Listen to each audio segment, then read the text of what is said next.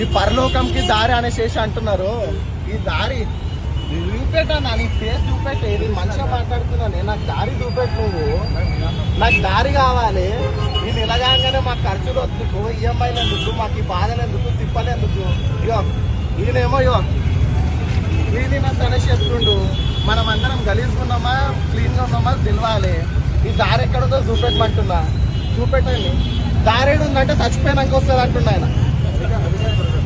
దారి ఎక్కడంటే ఆయన అడుగును, ఆయన చనిపోతే వస్తుంది అనేసి అని అడిగిస్తున్నాడు. ఎప్పుడు వెళ్తారంటే బ్రతుకుంటగా వెళ్ళారు దాని ఉద్దేశం.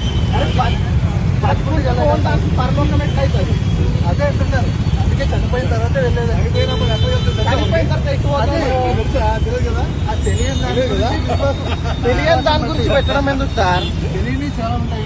తెలియని దాని గురించి పెట్టడం ఎందుకు? అంటే మాకు నేను నమ్మేది చెప్తున్నా అంతే. మీరు నమ్మేది మీ ఇంట్లో పెట్టుకోండి.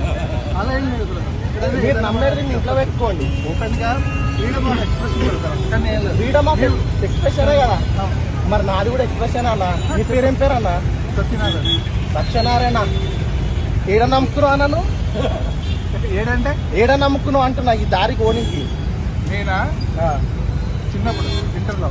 ఏడ నమ్ముకున్నావు అన్న? ఏడంటే ఎక్కడ పోయి దారి చూసుకున్నావు అంటున్నా. అదే ఈ వాక్యాలు విని నేను కూడా మళ్ళీ దారి ఏదో చెప్పన్నా, నేను కూడా పోతాన్నా. చెప్తున్నా. అవన్నీ లేవు. దారి ఏదో చెప్పన్నా. ఉంది సార్, దాంట్లో లేవా? దాంట్లో ఉండే దాంట్లో ఉన్నాయి.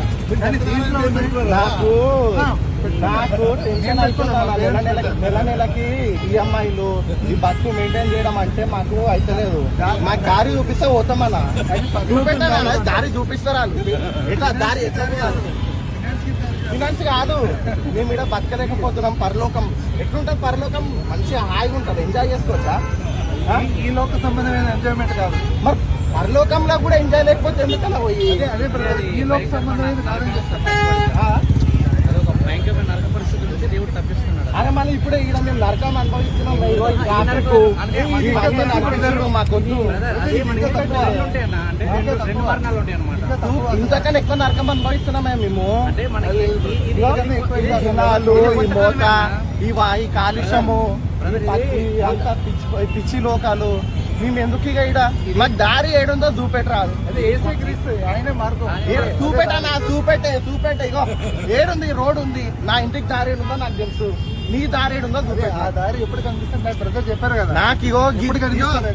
మీ వాళ్ళకి ఈ దారి మనం చచ్చిపోయిన తర్వాత తెలిసేదానికి అప్పుడే మర్చిపోమంటావు మరి.